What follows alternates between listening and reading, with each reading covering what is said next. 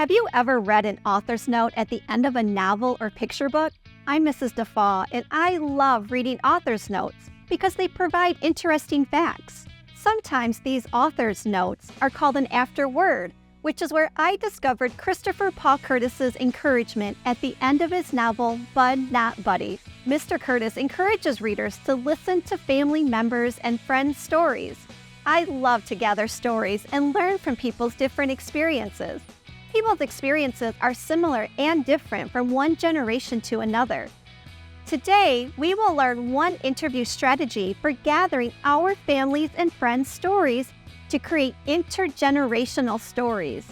Intergenerational is a long word. Let's break up that word into syllables or word parts. Intergenerational. I counted 7 syllables. That's definitely a multisyllabic word. A generation is a group of people who were born around the same time. Our grandparents are one generation, our parents are another generation, and we are a part of our own generation. Intergenerational includes the Latin prefix inter, which means between, and the Latin suffix al, which makes the word an adjective, so it can be a describing word. As a writing teacher, my students have shared so many family stories with our writing community. I love reading the dialogue in their stories because when readers hear the conversation, the stories come alive. The spoken words are the dialogue. Whenever somebody speaks, we see quotation marks around words, which tell us when dialogue is taking place. I think of this as a smiley face with dimples. Whatever is spoken is framed with quotation marks. I'm a teacher in Dearborn, Michigan.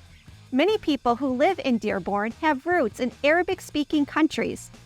Did you know Arabic is the national language in 25 countries in the Middle East or Northern Africa?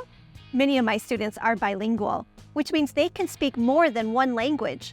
When my bilingual students write their stories, I encourage them to write the dialogue and provide some specific details in their first language.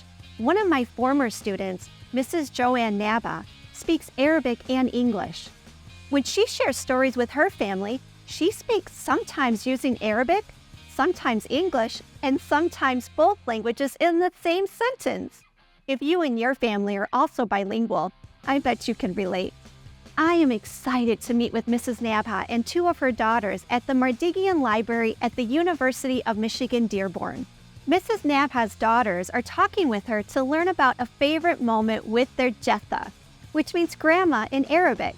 Many Arabic-speaking cultures say the word grandma differently because of different dialects.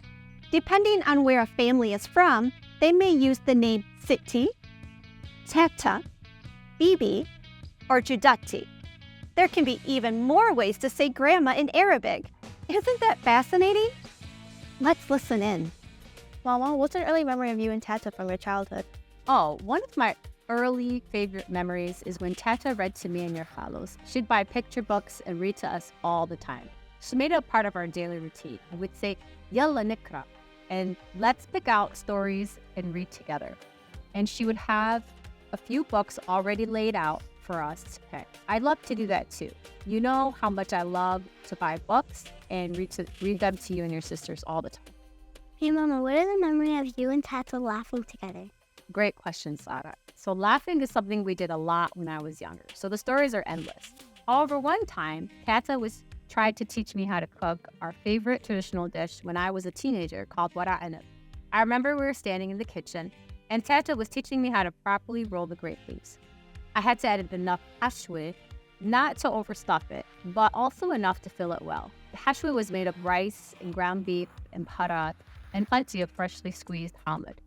She'd say, Yalla Joanne, try your best, trying to keep a serious look on her face. It's quite the funny story because I wasn't always the easiest to work with. So I kept overstuffing it and I had the hardest time rolling them. They were always too loose. Tata spent half the time laughing at me. And you know Tata, when she starts laughing at something really funny, it's hard to get her to stop. Tears were rolling down her face. It actually took me years to learn how to make it, and I still prefer someone else to do it. But memories like this make my heart full every time I enjoy a favorite dish like wara anab because I remember the moments I shared with Tata in preparing it or attempting to prepare it. I enjoyed listening to this conversation with Mrs. Nabha and her daughters today. We have the power to collect our own families' and friends' intergenerational stories. I encourage you to ask the people you love questions about their experiences. Through the power of interviews or simply through conversation, we learn from individuals' voices and experiences. You never know where your next writing idea might come from. Collect oral stories and choose to write them down. Such stories are intergenerational treasures.